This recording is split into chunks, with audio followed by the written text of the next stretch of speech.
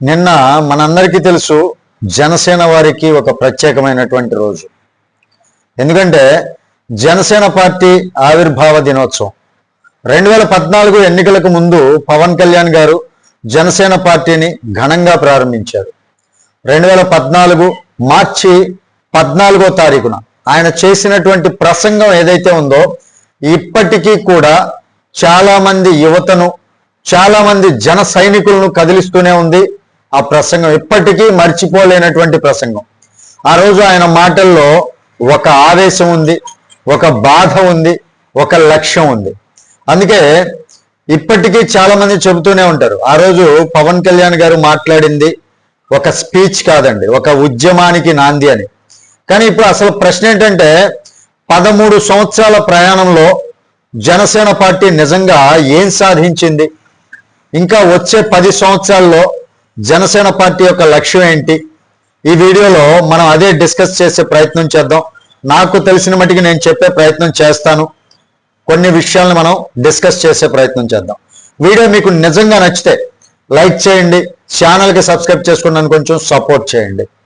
నిజానికి ఈ విషయం మీద మనం డిస్కస్ చేయొచ్చో లేదో, నాకు తెలిసిన సమాచారం కరెక్టో కాదైతే నాకు తెలియదు. నా అనాలిసిస్ నేను మీకు చెప్పే ప్రయత్నం చేస్తా.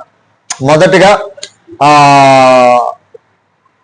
జనసేన రాజకీయ ప్రయాణం చాలా స్ట్రాటజిక్గా సాగిందండి. 2014లో పార్టీ పెట్టిన వెంటనే ఎన్నికల్లో పోటీ చేసి ఉంటే ఓట్లు చీలిపోయేవి. అందుకే అప్పట్లో తెలుగుదేశం పార్టీకి మద్దతు ఇచ్చారు. కానీ తరువాత పరిస్థితులు మారాయి. 2018 నాటికి టీడీపీ ప్రభుత్వంపై విమర్శలు ప్రారంభించారు. 2019 ఎన్నికల్లో మాత్రం సింగిల్ గా పోటీ చేయాలి అని ప్రకటించడం జరిగింది. అప్పుడు బహుజన్ సమాజ్ పార్టీ మరియు వామపక్షాలతో కలిసి ఎన్నికల్లోకి వెళ్ళారు. కానీ ఆ ఎన్నికల్లో భారీగా వైఎస్ఆర్ కాంగ్రెస్ పార్టీ గాలి చాలా బాగా వీచింది. అందుకే వైసీపీ పార్టీకి గెలవటం కూడా జరిగింది. దానితో జనసేన పార్టీకి ఒక్క సీటు వచ్చిందండి. ఆ అరౌండ్గా ఆ ఎన్నికలప్పుడు 6% ఓటు బ్యాంక్ వచ్చింది అంతే. అది ఒక పెద్ద షాక్ అండి. ఇంకా ముఖ్యంగా పవన్ కళ్యాణ్ గారు తాను పోటీ చేసినటువంటి 2 స్థానాల్లో కూడా 2 చోట్ల కూడా ఓడిపోయారు. ఇక్కడ అసలైనటువంటి షాక్ పవన్ కళ్యాణ్ గారికి తగిలింది. కానీ అసలు కథ మొదలైంది కూడా ఇక్కడేనండి. రాజకీయాల్లో పడిపోవడం పెద్ద విషయం కాదు, పడిపోయాక ఎలా లేవాలి అన్నదే అసలు నాయకత్వంలో ఉండాల్సినటువంటి లక్షణం. పవన్ కళ్యాణ్ గారు అక్కడే ఒక విషయం గ్రహించారు. అభిమానులు ఉండటం సరిపోదు రాజకీయాలకి, రాజకీయాల్లో ఒక బలమైనటువంటి వ్యవస్థ ఉండాలి. అందుకే 2019 ఎన్నికల తరువాత చాలా త్వరగా భారతీయ జనతా పార్టీతో పొత్తు పెట్టుకోవటం జరిగింది. ఇది ఒక దీర్ఘకాలికమైనటువంటి వ్యూహం అని చెప్పొచ్చండి. ఆ తర్వాత ఆయన ఒక మాట చెప్పారు, ఓట్లు చీలనివ్వను. ఈ మాట ఆయన క్యాడర్కి ఒక భరోసా ఇచ్చింది. అదే వ్యూహం తర్వాత ఎన్నికల్లో పనిచేసిందని కూడా చెప్పొచ్చు. 2024 ఎన్నికల్లో జనసేన పార్టీ పోటీ చేసినటువంటి 21 సీట్లలో 21 సీట్లు గెలిచిందండి. 2014 ఎలక్షన్లో పోటీ చేసిన 2 స్థానాలు కావచ్చు, ఎన్నైనా సరే అన్ని స్థానాల్లోనూ ఓడిపోయారు. ఒక్క సీటు కూడా గెలవలా.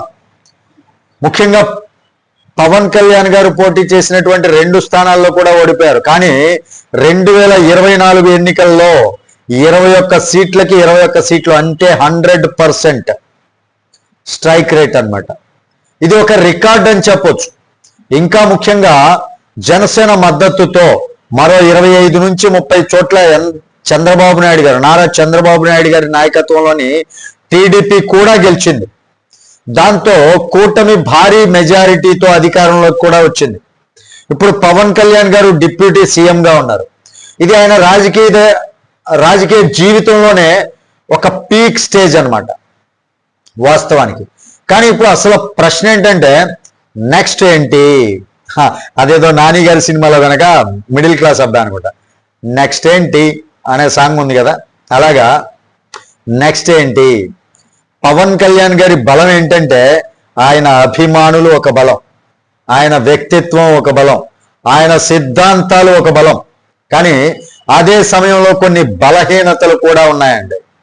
ప్రతి నియోజకవర్గంలో బలమైన నెట్వర్క్ లేదు ఆ పార్టీకి. గ్రౌండ్ లెవెల్లో పూర్తి స్థాయి రాజకీయ వ్యవస్థ లేదు. ఇది మారాలండి. ఎందుకంటే తెలుగుదేశం పార్టీ మరియు వైఎస్ కాంగ్రెస్ పార్టీ, ఈ రెండు పార్టీలకు ప్రతి బూత్ లెవెల్లో కూడా క్యాడర్ ఉంటుంది. జనసేన కూడా అదే స్థాయికి వెళ్ళాలి అంటే ప్రతి నియోజకవర్గంలో కనీసం 200 నుంచి 300 మంది యాక్టివ్ కార్యకర్తలు ఉండాలి.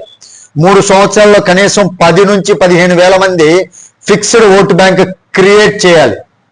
అలా జరిగితే 2029 ఎన్నికల నాటికి జనసేన ఒక పెద్ద రాజకీయ శక్తిగా మారుతుంది.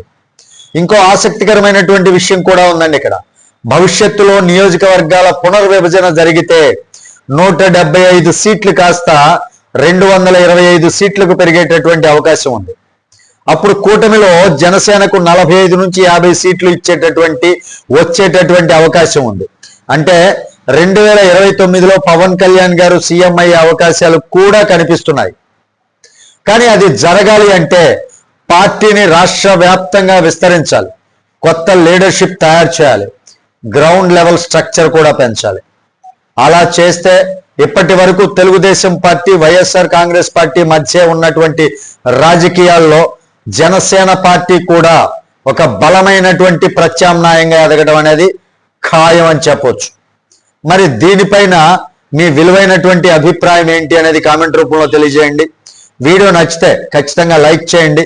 2029లో పవన్ కళ్యాణ్ గారు సీఎం అవుతారా, లేదా జనసేన పార్టీ రాష్ట్ర వ్యాప్తంగా బలపడుతుందా లేదా అనేటటువంటి అభిప్రాయాన్ని కూడా కామెంట్ రూపంలో తెలియజేయండి.